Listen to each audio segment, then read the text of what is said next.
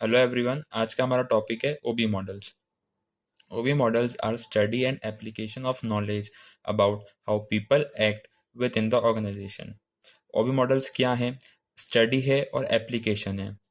किसकी स्टडी और किसकी एप्लीकेशन? नॉलेज का।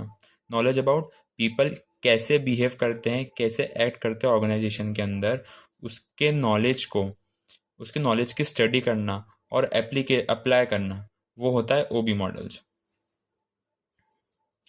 OB model is an interdisciplinary approach where knowledge from different disciplines like psychology, sociology, anthropology, etc. are included.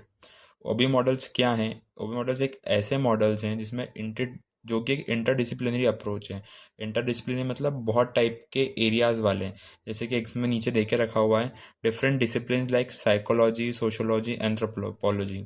ऐसे बहुत सारे डिसिप्लिनरी रहते हैं, इसलिए उसको बोलते हैं इंटरडिसिप्लिनरी। जो ओबी मॉडल्स है वो एक इंटरडिसिप्लिनरी अप्रोच है जहाँ पे जो नॉलेज है वो डिफरेंट फील्ड्स का, डिफरेंट डिसिप्लिन का, डिफरेंट एरियाज का इंक्लूडेड होता है उसके अंदर। It is used to solve organization problem, especially related to employees and human beings. जो ओबी मॉडल्स हैं वो ऑर्गेनाइजेशन की प्रॉब्लम को सॉल्व करने में हेल्प करते हैं, या ओबी मॉडल्स हम यूज़ करते हैं ताकि ऑर्गेनाइजेशन की प्रॉब्लम सॉल्व हो सके, specially related to employees and human beings, human resource, organisation या कंपनी के एम्प्लॉयज़, उनसे रिलेटेड जो प्रॉब्लम रहती है स्पेशली ओबी मॉडल्स उनको सॉल्व करने में हेल्प करते हैं। तो बेसिकली यहाँ पे अगर हम ओबी मॉडल्स की बात करें तो चार मॉडल्स होते हैं। पहला है autocratic model, custodial model, supportive model और कॉलेजियल मॉडल। इसमें हम सबसे पहले बात करेंगे ऑटोक्रेटिक की।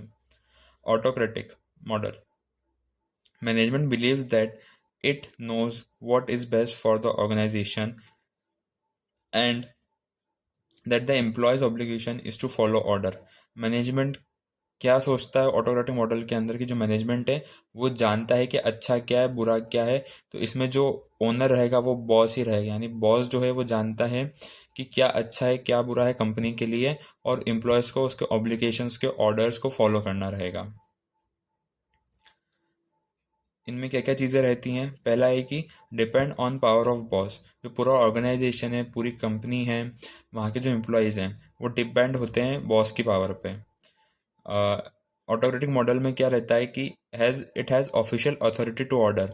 उसके पास एक ऑफिशियल अथॉरिटी रहती है ताकि वो ऑर्डर कर सके लोगों को। इसमें जो एम्प्लॉयज़ की लॉयल्टी रहती है वो बॉस के लिए रहती है, किसी ऑर्गेनाइजेशन के लिए नहीं रहती। जो वर्क प्लेस रहता है वो बहुत फियरफुल रहता है, और कोई भी मिस्टेक होती है तो डिसिप्लिनरी एक्शन को लीड करती है। डिसिप्लिनरी एक्शन मतलब जैसे कि कोई गलती हो गई तो आपको वार्निंग देंगे, या फिर मे बी आपको पनिशमेंट दे दें, तो वो होता है डिसिप्लिनरी एक्शन, ताकि आप वो गलती ना करो वापस। बेसिकली इसका मतलब होता है वार्निंग। वार्निंग तो कोई भी मिस्टेक होती है तो जो ऑटोक्रेटिक मॉडल होता है उसमें कोई भी मिस्टेक जो होती है वो लीड होती है डिसिप्लिनरी एक्शन पे।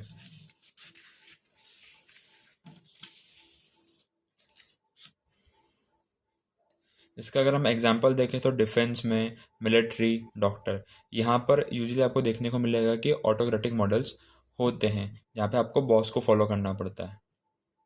सेकंड है कस्टोडियल मॉडल। कस्टोडियल मॉडल मतलब पर्सनल नीड। इसके अंदर क्या होता है, पर्सनल नीड पे फोकस किया जाता है। Employees work for organisation not for an individual boss. जो एम्प्लॉयज़ रहते हैं वो ऑर्गेनाइजेशन के लिए वर्क करते हैं, ना कि बॉस के लिए। जबकि ऑटोक्रेटिक में क्या हो रहा था, वो बॉस के लिए काम कर रहे थे, बॉस के ऑर्डर्स फॉलो कर रहे थे। Organisation is caring for their employees personal need. जो ऑर्गेनाइजेशन रहती है वो एम्प्लॉयज़ की या फिर उनकी पर्सनल नीड, जो भी काम कर रहे हैं उनकी पर्सनल नीड को भी ध्यान में रखती है ऑर्गेनाइजेशन। उनको पैकेजेस ऑफर करती है जैसे कि हेल्थ केयर, रिटायरमेंट प्लान या अदर इंसेंटिव, बोनस, इस तरह की चीज़ें ऑफर करती है ताकि उनकी पर्सनल नीड भी कंप्लीट हो सके कस्टोडियल मॉडल मॉडल के अंदर। इसमें क्या रहता है, loyalty to company not for individual leader. इसमें किसी भी इंडिविजुअल लीडर्स के लिए कोई लॉयल्टी नहीं रहती है, पूरी की पूरी ऑर्गेनाइजेशन के लिए लॉयल्टी रहती है। जबकि ऑटोक्रेटिक मॉडल में क्या हो रहा था, उसमें बॉस के लिए लॉयल्टी थी, इसमें कंपनी के लिए लॉयल्टी है। फिर आता है third, supportive. Supportive model, through leadership style management provides a climate to help employees to grow and accomplish in the interest of organization। इसमें सपोर्टिव मॉडल में लीडरशिप स्टाइल के थ्रू जो मैनेजमेंट रहता है वो क्लाइमेट प्रोवाइड करवाता है employees को। कैसा क्लाइमेट प्रोवाइड करवाता है, ताकि वो ग्रो कर सके और कंपनी के इंटरेस्ट के बारे में भी सोच सके, यानी जो ऑर्गेनाइजेशन है उसका फ़ायदा किस में होगा। तो ऐसा इन्वायरमेंट क्रिएट करते हैं ताकि जो एम्प्लॉयज़ है वो आगे रह के कंपनी के लिए काम करें और बहुत अच्छी तरीके से काम करें, सिर्फ काम करने के लिए काम नहीं करें। इसका फर्स्ट पॉइंट है worker feel sense of participation. इसमें क्या होता है, जो वर्कर्स रहते हैं वो एक सेंस ऑफ पार्टिसिपेशन का, जैसे कि अगर आप कोई पार्टिसिपेट करें तो आपको अच्छा फील होगा ना, तो उसमें क्या करते हैं वर्कर्स को पार्टिसिपेट कराते हैं खुद की एक्टिविटीज़ में, ताकि उनको अच्छा फील हो सके। इस सपोर्टिव मॉडल में जो एम्प्लॉयज़ रहते हैं वो भी हेल्प करते हैं प्रॉब्लम सॉल्विंग में, और मैनेजमेंट जो रहता है वो एम्प्लॉयज़ को फुल सपोर्ट करता है। फिर आता है collegial model. Collegial model it is a extension of a supportive model. ये जो सपोर्टिव मॉडल अपन ने अभी ऊपर पढ़ा था ये उसका एक्सटेंशन ही है। Organisation treat employees as a partner. इसमें एक स्टेप और बढ़ गई है। इसमें क्या करता है, जो ऑर्गेनाइजेशन रहती है वो एम्प्लॉयज़ को एज अ पार्टनर ही ट्रीट करती है। यहाँ पे जो कॉन्सेप्ट रहता है वो टीम कॉन्सेप्ट रहता है और एक कोई कॉमन पर्पस रहता है आपका, तो उसको आपको टीम वर्क के थ्रू अचीव करना रहता है। Employees feel obligation to uphold quality standard for better image of the company. Suppose मतलब ऑब्वियसली अगर आपको एज अ कोई company as a partner treat करेगी, बहुत अच्छा ट्रीट करेगी, एम्प्लॉय ना समझते हुए आपको हर चीज़ में पार्टिसिपेशन करवाएगी, तो आप भी उसके लिए उतना ही एफर्ट लगाओगे ताकि कंपनी की इमेज और बढ़ सके। तो यही होता है कॉलेजियल मॉडल के अंदर। अब चारों में डिफरेंस समझ लेते हैं। ऑटोक्रेटिक, कस्टोडियल, सपोर्टिव और कलेजियल, ये बेसिस लिखे हुए हैं। सबसे पहला है डिपेंड ऑन। ऑटोक्रेटिक में क्या रहता है, पावर के ऊपर डिपेंड रहते हैं। कस्टोडियल में क्या होता है कि जो अपने पास इकोनॉमिक रिसोर्सेज हैं उनके ऊपर डिपेंड होना पड़ता है। सपोर्टिव में लीडरशिप स्टाइल चलती है और कलेजियल में पार्टनरशिप वाला फैक्टर चलता है। मैनेजरियल ओरिएंटेशन कैसा होता है, इसमें अथॉरिटी रहती है, बॉस की बात माननी पड़ती है। इसमें मनी, यानी सेटिस्फेक्शन किससे होता है, मनी से। फिर सपोर्टिव में सपोर्ट रहता है, जबकि कॉलेजियल में टीम वर्क के साथ काम करना पड़ता है। सपोर्टिव में मैनेजमेंट सपोर्ट करती है एम्प्लॉयज़ को। थर्ड है एम्प्लॉय ओरिएंटेशन। एम्प्लॉय का ओरिएंटेशन कैसा रहता है, यहाँ पे ओबीडियंस रहते हैं, बॉस की बात मानते हैं। यहाँ पे सिक्योरिटी रीजंस देखते हैं कि कितना सिक्योर है, ठीक है। सपोर्टिव में एज अ जॉब होता है, और कॉलेजियल मॉडल में क्या होता है, वो ऑर्गेनाइजेशन को अपनी खुद की रिस्पॉन्सिबिलिटी समझते हैं। एम्प्लॉयज़ के पॉइंट ऑफ व्यू से बता रहा हूँ, ये वाला पॉइंट।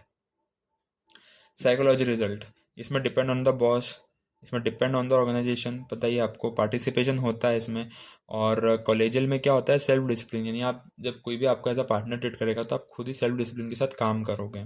तो साइकोलॉजी रिजल्ट होता है उसका सेल्फ डिसिप्लिन रहता है। नीड, ऑटोक्रेटिक है सबसिस्टेंस। सबसिस्टेंस मतलब क्या होता है कि गुजारा होना, बस कि मतलब काम करो, गुजारा हो रहा है, काम खत्म आपका वहीं पे, ना कुछ ज़्यादा कुछ एफर्ट लगाना, ना आपको अच्छा फील होना वहाँ पे। कस्टोडियल में क्या होता है, मेंटेनेंस रहता है। सपोर्टिव में हाई ऑर्डर्स रहते हैं, और कलेजियल में सेल्फ एक्चुअलाइजेशन रहता है। इसका रिजल्ट कैसा रहता है या आउटपुट देखा जाए तो मिनिमम रहता है इसका आउटपुट ऑटोक्रेटिक का। कस्टोडियल का पैसिव कोऑपरेशन, ही सेटिस्फाइड तो रहते हैं बट ये एनकरेज नहीं होते हैं, जैसे कि they are not that much encourage to do work effectively.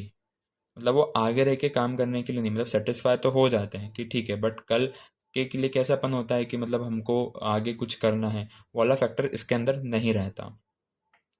Supportive में रहता है अवेकन ड्राइव्स, और कॉलेजियल में रहता है थोड़ा मॉडरेट लेवल का एंथुजियाज्म रहता है।